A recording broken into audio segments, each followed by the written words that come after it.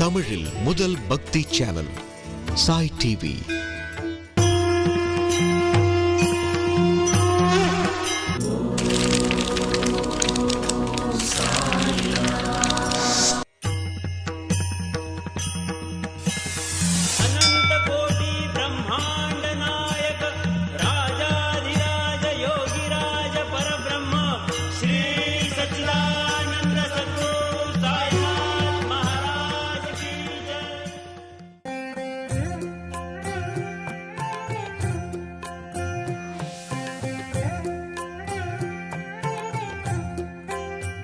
ஓம் குருர் பிரம்மா குருர் விஷ்ணு குருர் தேவோ மகேஸ்வரः குரு சாக்ஷாத் பரபிரம்மம் தஸ்மை ஸ்ரீ குரவே நமः.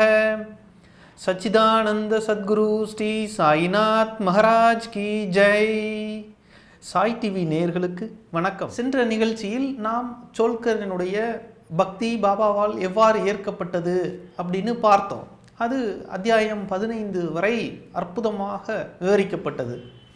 இப்போ ஹேமந்த் பந்த் அவர்கள் 16, 17 என்று 2 அத்தியாயங்களில் பிரம்மஞானம் தேடி வந்த ஒரு செல்வந்தனை பற்றி விவரித்துள்ளார். இது ஏன் 2 அத்தியாயங்களாக சொல்லப்பட்டது அப்படின்னாக்கா, ஹேமந்த் பந்த் அவர்கள் இந்த சத்சரிதம் எழுதும் பொழுது எப்படி எழுதப்பட்டது அப்படின்னு நம்ம கவனிக்கணும். பொதுவாக சத்சரிதம் அத்தியாயமாக தனித்தனியாக எழுதப்படுவது ஒரு தொடர் போல சாய் லீலா பத்திரிகையில் தொடராக வெளிவந்தது. எனவே அந்த முதல் அத்தியாயத்துக்காக ஒரு 175 செய்யுள்களில் ஓவிகளில் கவிதை நடையில் எழுதினார். அப்பையும் அது முழுமை அடையலை. ஏன்னா பிரம்மஞானம் தேடி வந்த அந்த விவரணம் ரொம்ப நீண்டதாக இருந்தது. ஏன்னா இந்த அத்தியாயத்தோடைய சிறப்பே என்னென்னா, மிக அதிகமான செறிவான கருத்துக்களை பாபா சொல்லியிருக்கார். பொதுவாக பாபாவினுடைய வழிமுறைகள் ரொம்ப எளிமையாகவும் பாமரனுக்கும் போய் சேர்ற மாதிரியும் தான் அவருடைய அணுகுமுறை இருந்தது. அவர் உபதேசித்தார் அப்படின்னு சொல்கிறதை காட்டிலும் வாழ்ந்து காண்பித்தார். அவருடைய வாயிலிருந்து வந்த ஒவ்வொரு வார்த்தையும் வேதத்திற்கு நிகராக இருந்தது. இப்படியெல்லாம் நம்மளால் உணர முடியுது. இதை நம்ம ஒவ்வொரு டைமும் ஒவ்வொரு தருணத்திலும் பார்த்துக்கிட்டே தான் இருக்கோம். உதாரணமாக நம்ம போன அத்தியாயத்தில் போன நிகழ்ச்சியில் கூட நம்ம பார்த்தோம், எப்படி பாபா உங்கள் அனைவரின் இதயத்தினுள்ளும் நான் இருக்கின்றேன்னு சொன்னாரோ, சொல்லிட்டு அதை நிரூபிக்கும் முகமாக சர்வ ஜீவராசிகளுக்குள்ளும் பள்ளியுடைய பாஷை கூட தெரிந்தவராக இருந்தது, சோல்கருடைய மனோபீஷ்டத்தை வெளிப்படுத்தியது. இப்படி நிறைய நிகழ்ச்சிகளை பார்த்தோம். இது உபநிடத கருத்துக்கள் எல்லாம். அப்போ என்ன அர்த்தம்? வாழ்ந்து காண்பித்தார். அதாவது நமக்கு மறக்கவே முடியாது, மறக்கவே மாட்டோம். அப்படி ஒரு எதையுமே நடைமுறையில் காட்டி பிராக்டிக்கலாக செய்து காண்பித்த வாழ்ந்த பரம்பொருள். அப்படி இந்த பிரம்மஞானம் தேடி வந்த செல்வந்தனுக்கும் நடைமுறையிலேயே பிரம்மஞானத்தை போதித்தார் இந்த அத்தியாயம். எனவே நிறைய கருத்துக்களை பாபா இதன் மூலமாக பக்தர்களுக்கு தெரிவிக்கின்றார். அதனால் இது ரொம்ப நீண்ட அத்தியாயமாக இருந்தது. அதனால் ஹேமந்த் பந்த் என்ன பண்ணார், முதல் வாரம், அதாவது மாத இதழாக சாய் லீலா பத்திரிக்கை வந்துச்சு இல்லைங்களா, அதனால் ஒரு மாத இதழில் ஒரு அத்தியாயத்தை எழுதினார். அதோடு அது முடியாததுனால அதனுடைய தொடர்ச்சியை அடுத்த மாத இதழில் வெளியிட்டார். அப்போ இந்த அத்தியாயம் 2 அத்தியாயங்களாக விரிந்தது. அதனால தான் 16வது அத்தியாயம் 17வது அத்தியாயம் 2க்குமே பிரம்மஞான உபதேசம்னு பெயர் வைத்தார். இந்த அத்தியாயத்தில் என்னென்ன மாதிரி சொல்கிறாருன்னா, இந்த அத்தியாயம் சற்று கடினமான அத்தியாயமாக இருக்குது. காரணம் என்னென்னா, இவ்வாறு எளிய உபதேசங்கள் எல்லாம் எளிய முறையிலே சொல்லிட்டு வந்த சாய்நாதர் இந்த அத்தியாயத்தில் சற்று நீண்ட உபன்யாசம் போல மிகப்பெரிய உரையே நிகழ்த்த வேண்டிய சூழல் அமைஞ்சுது. ஏன்னா அது அந்த தலைப்புக்கேற்ற அந்த டாப்பிக்கு தகுந்த மாதிரி வெயிட் வரும் இல்லைங்களா. பிரம்மஞானம்னா சாதாரண விஷயமா? ஒரு வார்த்தையில் சொல்லிட முடியுமா? சாதாரண பொருளுக்கும் இது போன்ற செறிவு ஊட்டப்பட்ட ஒரு செறிவார்ந்த பொருளுக்கும் வித்தியாசம் இருக்குது இல்லைங்களா. அதனால் பிரம்மஞானம்னா என்னன்னே நமக்கு தெரியாதே. அதனால பாபா வந்து ரொம்ப நீண்ட விளக்கமாக கொடுத்துருக்கார். ஆனால் கூடிய வரைக்கும் இது வந்து நிறைய சமஸ்கிருத சொற்களால் நிரம்பப்பட்டிருக்கு. அதை தவிரவும் வந்து ரொம்ப செறிவார்ந்த கருத்துக்கள் எல்லாம் கொண்டிருக்கு. ஆனாலும் பக்தர்களுக்காக நான் என்னால் முடிந்த வரையில் அதை வந்து எளிமையாக சொல்கிறதுக்கு முயற்சி பண்ணுறேன். பார்க்கலாம், நம்மளால் முடிந்த அளவிற்கு பார்க்கலாம். அதற்கு பிறகு பாபாவினுடைய சித்தம் அவர் நிச்சயமாக நமக்கு புரிய வைப்பார்.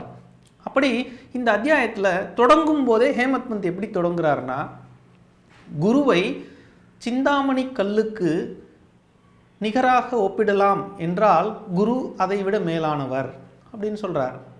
ஏன்னா சிந்தாமணி கல் சிந்திப்பதை நினைப்பதை கொடுக்கக்கூடிய மணி, சிந்திப்பதை அளிக்கும் மணி என்பதால் அது சிந்தாமணி. அப்படி நினச்சதெல்லாம் கொடுக்குதுப்பா அந்த கல். மணின்னா கல்லுன்னு வச்சுக்கோங்களேன், ஸ்டோன், ஜெம். நினச்சதெல்லாம் கொடுக்குதுப்பா அந்த கல் அப்படின்னா அது உயர்வானது இல்லைங்களா? ஆனால் அதை காட்டிலும் குரு உயர்வானவர்னு ஹேமத் பந்த் சொன்னார். அடுத்ததாக காமதேனு, காமதேனுவை காட்டிலும் குரு ஆசைப்படுவதை அளிப்பதில் சிறந்தவர். எனவே காமதேனுவை காட்டிலும் குரு உயர்வானவர்னு சொன்னார். காம அப்படின்னா ஆசைன்னு அர்த்தம், தேனு அப்படின்னா கொடுக்கக்கூடிய பசு அப்படின்னு அர்த்தம். அப்போ காமதேனு என்பது ஆசைப்படுவதை கொடுக்கக்கூடிய பசு. ஆசைப்படுறதெல்லாம் கொடுக்குதேப்பா அந்த பசு அப்படின்னு சொல்லி வசிஷ்டர்கிட்ட அந்த பசு இருந்தது. அதை பற்றிய புராணங்கள்லாம் நிறைய இருக்குது. அப்போ ஆசைப்பட்டதெல்லாம் அதுதான் சோர்ஸ் ஆஃப் ட்ரபுள்னு சொல்லுவாங்க இல்லைங்களா? அந்த காமதேனுவினாலேயே பிரச்சனைகளை வசிஷ்டர் சந்திக்க நேர்ந்தது. ஏன்னா அந்த நாட்டு மன்னனாக இருந்த விஸ்வாமித்ரர் கௌசிகர் என்ற பெயரில் ரிஷியாக, ராஜ ரிஷியாக அவர் இருந்தார். ஆனால் அவர் அரசனாக இருக்கும்போது போரே இதை வச்சு தான் வந்தது. இவர் சாமியார், இவருக்கு எதுக்குப்பா அந்த பசு, ஆசைப்படுறதெல்லாம் கொடுத்து சாப்பாடு போடுறாரு. அதாவது அந்த பசுக்கிட்ட கேட்கும்போது எல்லாமே வந்துருச்சு, சாப்பாடெல்லாம். அரசனுடைய படை வீரர்கள், ஆயிரக்கணக்கான படை வீரர்களுக்கு ஒரே நிமிஷத்தில் சாப்பாடு போட்டார் வசிஷ்டர். உடனே இந்த விஸ்வாமித்திரனுக்கு, இவருக்கு எதுக்கு இந்த பசு, நான் மன்னன், நான் வந்து நாட்டு மக்கள் எல்லாருக்கும் இதை வச்சு நிறைய நல்லது செய்வனே, அதனால் என்கிட்ட தான் இந்த பசு இருக்கணும்னு விருப்பப்பட்டார். அப்போ காமதேனு அதை விரும்பவில்லை அந்த பசு. அதனால் வந்து சண்டை வந்தது. வசிஷ்டரையே எதிரியாக விஸ்வாமித்திரர் பார்த்தார்ன்றதெல்லாம் புராணம். எதற்கு சொல்கிறேன்னா, இந்த இச்சைப்பட்டதெல்லாம் அளிக்கக்கூடிய பசுவாக இருந்த போதிலும் பிரச்சனைக்கு அதுவே காரணமாக இருக்கின்றது. சிந்தாமணி இதே போலத்தான். சிந்தாமணி கல், ஷியமந்தகமணி என்று ஒரு கல். அந்த கல்லுக்காக அடித்துக் கொள்கின்றார்கள், மல்யுத்தம் கூட செய்கின்றார்கள். ஒரு குகைக்குள் வைத்து அடைக்கப்படுகின்றான் ஜாம்பவான். இப்படி இது கிருஷ்ணருடைய வரலாற்றில் அந்த சேமந்தகமணியை பற்றி வருகின்றது. இப்படி இந்த விருப்பப்படக்கூடிய கல் அல்லது விரும்பியதை அளிக்கக்கூடிய பசு இவையெல்லாம் பிரச்சனைகளுக்கு காரணமாக அமைந்தது. இவற்றை விட குரு உயர்வானவர் என்று சொல்கின்றார். அடுத்ததாக கற்பக மரம், கல்பகத்தரு என்று சொல்லப்படுகின்றது. கல்பகத்தரு என்றால் கல்பிதம் செய்வதை, அதாவது கற்பனையாக நாம் நினைப்பதை தரக்கூடிய மரம். தரு என்றால் மரம். அப்போ நம்ம நினைக்கிறது, கற்பனை பண்ணுறதெல்லாம் கொடுக்குற மரம்னா எவ்வளோ நல்லாயிருக்கும். நம்ம என்னெல்லாம் ஆசைப்படுறோமோ, நினைக்கிறோமோ, கற்பனை பண்ணுறோமோ அத்தனையும் நமக்கு அந்த மரம் கொடுக்கும். அப்படின்னா அதை விட பயங்கரமான கிஃப்ட் என்ன அப்படின்னு நமக்கு தோணும். ஆனால் அதுவும் பிரச்சனையானது தான். இதை பற்றி சொல்லணுன்னா ரொம்ப அற்புதமாக, அதாவது ராமகிருஷ்ண பரமஹம்சர் வந்து இந்த உருவக கதைகள் சொல்கிறதுல ரொம்ப திறமை வாய்ந்தவர். அவர் வந்து ஒரு அருமையான கதை சொல்லியிருக்கார். இதுக்கு இந்த கற்பகத்தருனால என்னப்பா பிரச்சனை வரும் அப்படின்னு நமக்கு தோணும். ஆனால் ராமகிருஷ்ண பரமஹம்சர் அந்த உருவக கதையில் என்ன சொல்கிறாருன்னா, ஒரு மனிதன் அவன் அப்படியே வழிப்போக்கன் அப்படி போயிட்டே இருக்கான். போயிட்டு இருக்கும்போது கடுமையான வெயில் சுட்டரிக்குது. சுட்டரிச்சோன்னே அவனுக்கு ரொம்ப தாகமாக இருக்குது, நிழல் எங்கேயாவது இருந்தால் ஒதுங்கலான்னு இப்படி பார்க்குறான். ஓரத்தில் ஒரு மரம். உடனே அந்த மரத்து நிழலில் போய் நிற்கிறான். சே, இப்போ வந்து வெயிலுக்கு நல்ல இதமாக இந்த இடம் இருக்குது, தண்ணி கிடைச்சா கொஞ்சம் நல்லாயிருக்கும், இங்கே தண்ணியே இல்லை அப்படின்னு நினைக்கிறான். உடனே அவன் முன்னாடி வந்து தண்ணீர் வைக்கப்படுகிறது. யார் வைக்கிறாங்கன்னே தெரியல. தண்ணி வந்து தேவையான குளிர்ந்த நீர் வந்து குவளை வைக்கப்படுகிறது. அவனுக்கு ஒரே சந்தோஷம். அவன் தண்ணி எடுத்து குடிக்கிறான். ஆஹா, தண்ணி நினச்சோம் உடனே கிடச்சிருச்சே அப்படின்னு சொல்லிட்டு, சே இப்போ வந்து இது நமக்கு இந்த பசி, வெயில் வேலை வந்துருச்சு, கொஞ்சம் பசியும் ஆறிட்டு போனோம்னா எவ்வளோ நல்லா இருக்கும்னு நினச்சான்.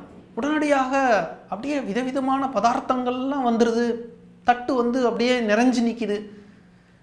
அவனுக்கு ஒரே சந்தோஷம், ஆச்சரியம், இதெல்லாம் எப்படி நடக்குது அப்படின்னு. அப்போ அவன் நிற்கிற மரம் வந்து கற்பக மரம், கல்பிதம் பண்ணுறான், அது நடக்குது. கற்பக மரத்தடியில் அவன் நின்றுட்டுருக்கான். உடனே அவனுக்கு ரொம்ப சந்தோஷம், சாப்பாடெல்லாம் எடுத்து கடகடன்னு சாப்பிட்றான். இது ராமகிருஷ்ண பரமஹம்சர் சொன்ன கதை. கடகடன்னு எல்லாம் சாப்பிட்றான். சாப்பிட்டோன்னே அப்பா உண்ட மயக்கம் தொண்டனுக்கும்பாங்க, நல்ல தூக்கம் வருது, இங்கே கொஞ்சம் நேரம் தூங்கலாம். ஆனால் அப்படியே கீழெல்லாம் ஒரே புல் பூண்டும் அது இதுமாக இருக்குது, வசதியாக படுத்துக்கிறதுக்கு ஒரு கட்டில் இருந்தால் படுத்துடலாம். அவ்வளோதான், நினச்ச மாத்திரத்தில் அங்கே ஒரு கட்டில் வருது. உடனே அவனுக்கு ரொம்ப சந்தோஷம், படுத்துடுறான். நம்ம நினச்சதெல்லாம் நடக்குதே அப்படின்னு சொல்லிட்டு, இப்போ நமக்கு யாராச்சும் கால் அமுக்கி விட்டால் நல்லா இருக்குமே, அதுவும் நல்ல ஒரு அழகான பொண்ணு வந்து நம்ம கால் அமுக்கி விட்டால் எவ்வளோ அருமையாக இருக்கும், ஜம்முன்னு படுத்துக்கலாம் அப்படின்னு நினச்சான். உடனே ஒரு பெண் ரொம்ப அழகாக இருந்தா, தேவலோக பெண் மாதிரி, அவள் வந்து இவனுக்கு காலெல்லாம் அமுக்கி விடுறா. இப்போ பாருங்கள், இது வரைக்கும் அவன் ஆசைப்பட்டது அத்தனையும் அந்த கல்பக மரம் கொடுத்து விட்டது. அடுத்தது தான் வருது சிந்தனை. இந்த மனசு இருக்க, அது ரொம்ப வித்தியாசமானதுங்க. அது மனிதனை வந்து ஆட்டி படைக்கிறதே இந்த மனசு தான். அது என்ன பண்ணுது, விபரீதமாக ஒரு சிந்தனையை உண்டாக்கி விட்டுரும். இந்த மனிதனுக்கு என்ன தோணுச்சு, சரி இவ்வளோ தூரம் நம்ம நினைக்கிறதெல்லாம் இந்த மரம் கொடுக்குது, இவ்வளோ எல்லாத்தையும் கொடுத்துருதே, இப்போ வந்து திடீர்னு இந்த இடத்துல புலி வந்துச்சுன்னா என்ன ஆகுறதுன்னு நினச்சான். அவ்வளோதான், அந்த இடத்துல புலி வந்துச்சு, இவனை அடித்து கொன்று சாப்பிட்ருச்சு, முடிஞ்சு போச்சு, கதையை முடிந்தது. ராமகிருஷ்ண பரமஹம்சர் இந்த கதையை எதற்கு சொல்கின்றார் என்றால், இந்த கற்பக மரம் வேண்டியது அனைத்தையும் தரும், ஆனால் அதுவும் ஆபத்துக்களை உள்ளடக்கியது. இப்போ புரிஞ்சு போச்சுங்களா? 3 விஷயங்கள் ஹேமத் பந்த் அவர்களால் சொல்லப்படுகிறது. ஒன்று சிந்தாமணி கல், சிந்திப்பதை அழிக்கக்கூடிய கல், அதனுடைய ஆபத்து சொல்லப்பட்டது. இரண்டாவதாக காமதேனு, இச்சிப்பதை அழிக்கக்கூடிய பசு, அதனுடைய ஆபத்து வசிஷ்டருடைய வாழ்க்கை மூலமாக நமக்கு புலப்பட்டது. மூன்றாவதாக கற்பக மரம், அதை ராமகிருஷ்ண பரமஹம்சரின் உருவக கதை வாயிலாக நாம் உணர்ந்து கொண்டோம்.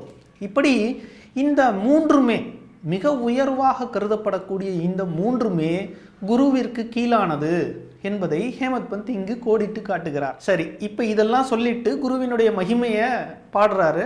நிறைய பாடல்களில் அதெல்லாம் சொல்லிக்கிட்டே வராரு ஹேமத் பந்த். அதெல்லாம் ரொம்ப அற்புதமாக இருக்கும். ஆனால் மீண்டும் மீண்டும் பல்வேறு அத்தியாயங்களில் இதெல்லாம் சொல்லப்பட்டிருக்கு. அதனால் நான் திரும்ப சொல்கிறத தவிர்க்கும் முகமாக நான் அடுத்த தலைப்பை நோக்கி நகர்றேன். இப்போ ஹேமத் பந்த் அவர்கள் ஒரு வர்ணனை சொல்கின்றார்.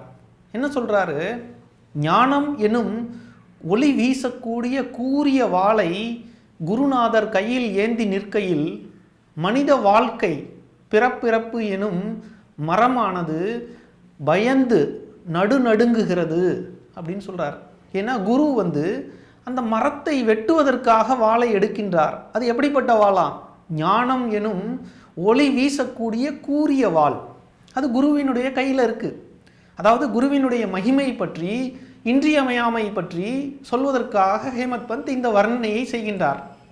இப்போ ஞானம்ன்ற வாளை எடுத்துக்கிட்டு குருநாதர் நம்மளுடைய பிறவித்தலை அப்படின்னு சொல்லக்கூடிய அந்த பிறப்பிறப்பை வெட்டுவதற்காக, அதாவது முக்தியை நமக்கு கொடுப்பதற்காக அந்த மரத்தை வெட்டுவதற்கு வருகின்றார். உடனே இந்த மனித பிறவி எனும் இந்த மரம் பயந்து நடுநடுங்குகிறது அப்படின்னு ரொம்ப அழகாக கவிதை நடையில் வர்ணித்து சொல்லியிருக்கார்.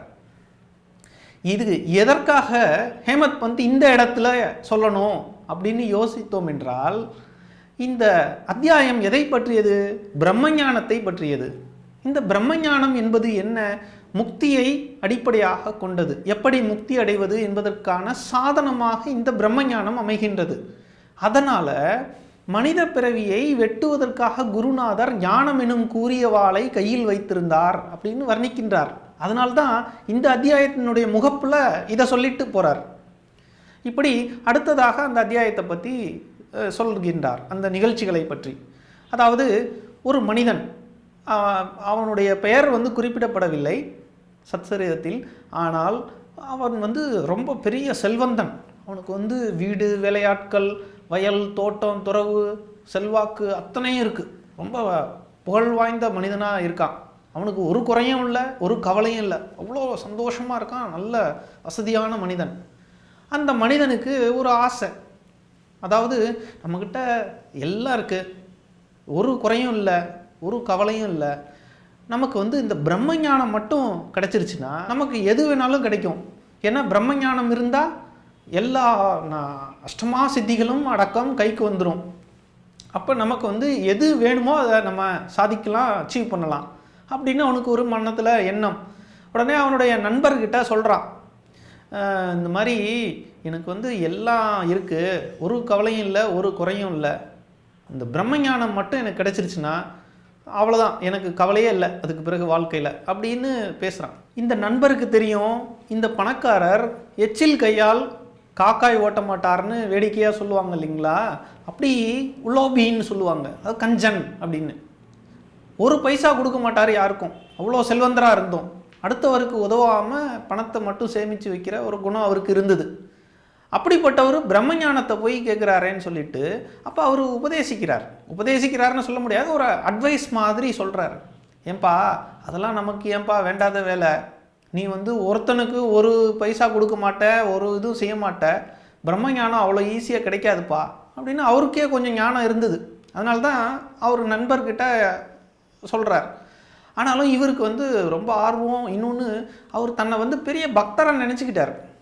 ஏன்னா அவர் வந்து ஒன்றும் தவறுகள்லாம் செய்யலை, பாவங்கள்லாம் ஒன்றும் செய்யலைன்ற ஒரு நம்பிக்கை அவருக்கு இருந்தது அந்த செல்வந்தருக்கு. அதனால் நமக்கு பிரம்மஞானம் கிடைச்சா போதும், நம்ம ஒரு தப்பும் பண்ணலை, எல்லாம் நல்லபடியாக வாழ்ந்துட்டுருக்கோம், வாழ்வாங்கு வாழ்கிறோம், அதனால் நம்ம பிரம்மஞானத்தை பாபாட்ட போய் வாங்கிட்டு வந்துடலாம் அப்படின்னு சொல்லி புறப்பட்டு வரார்.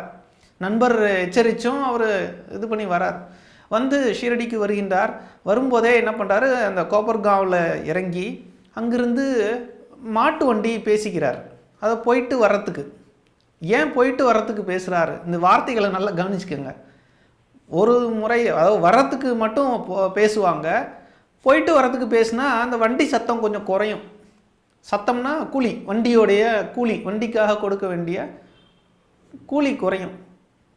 அதனால் இந்த வண்டி பேசும்போதே போயிட்டு வர்றதுக்கு சேர்த்து பேசிக்கிறார். அப்படிப்பட்ட கஞ்சன். இவ்வளோ செல்வம் இருக்குது, ஆனால் அதில் வந்து கொஞ்சம் அமௌண்ட்டு, கொஞ்சம் தொகை அதிகம் செலவாயிடுமேன்ட்டு போக வர சேர்த்து பேசிக்கிறார். சரி பேசிக்கிட்டு அந்த வண்டியில் வந்துடுறார். வந்து துவாரகமாயி வாசலில் நிற்கிது வண்டி. இறங்கி உள்ளே போகிறாரு. பாபாவை பார்க்குறார். பாபா வந்து துவாரகமாயியில் அமர்ந்திருக்கார். அவரை சுற்றி நிறைய பக்தர்கள்லாம் சூழ்ந்திருக்காங்க. அவருடைய தர்பார் நடந்துக்கிட்டு இருக்கு.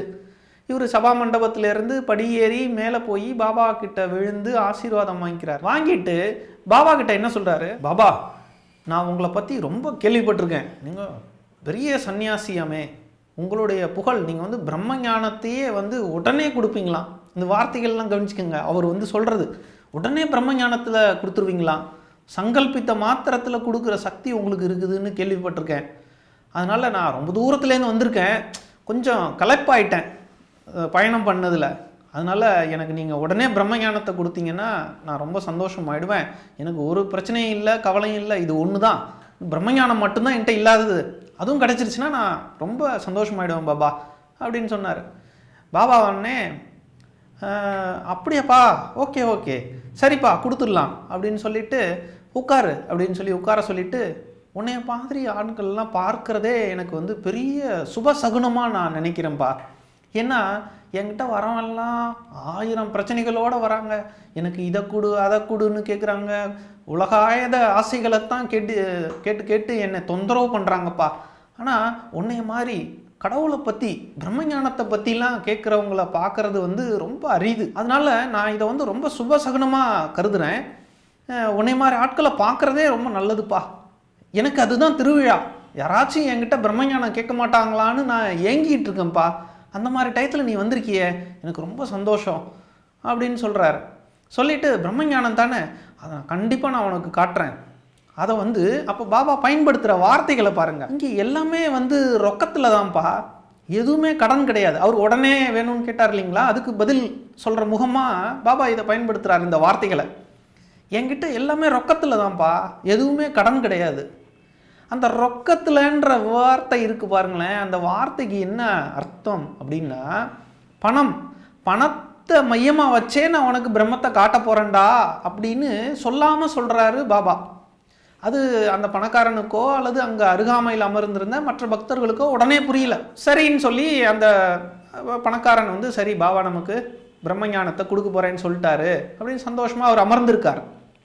அப்போ பாபா என்ன பண்ணுறாரு, இந்த மாதிரி பிரம்மஞானம் தேடி வந்து ரொம்ப சந்தோஷம்ப்பா அப்படி இப்படின்னு சொன்னவர் அப்படியே அந்த தலைப்பை வந்து வேறு திசை நோக்கி நகர்த்திட்டு போய்டுறாரு. அதாவது வேறு விஷயங்களை பற்றி எல்லாம் பேசுகிறாரு அந்த ஏனைய பக்தர்கள்ட்ட.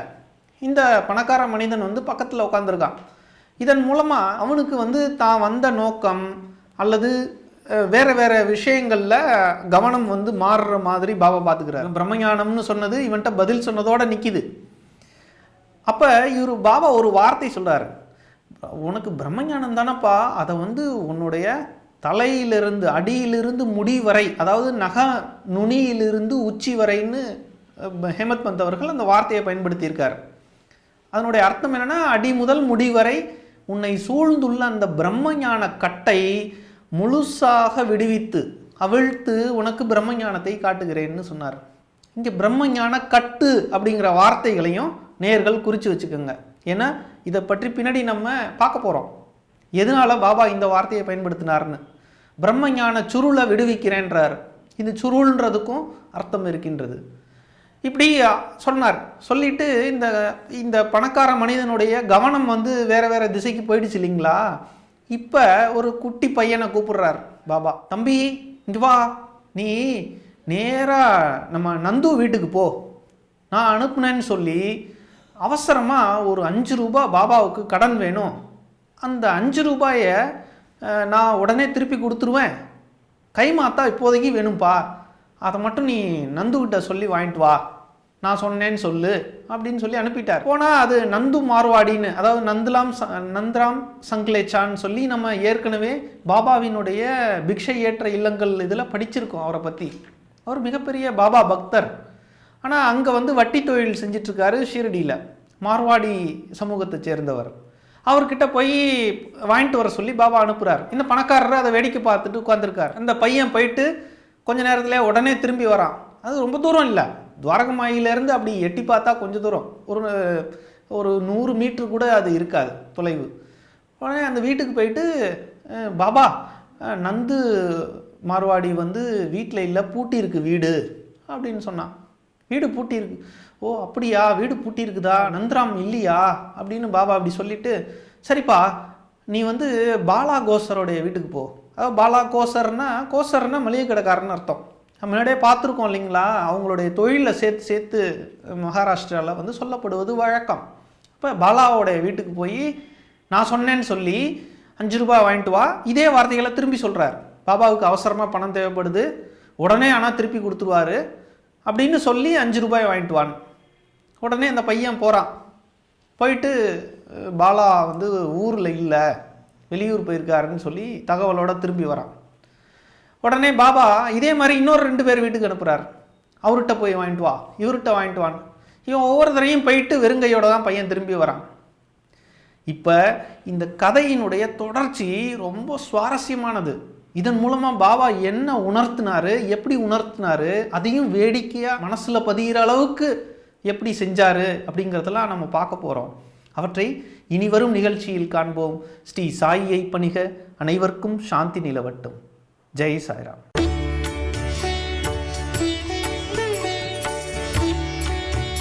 தமிழில் முதல் பக்தி சேனல் சாய் டிவி.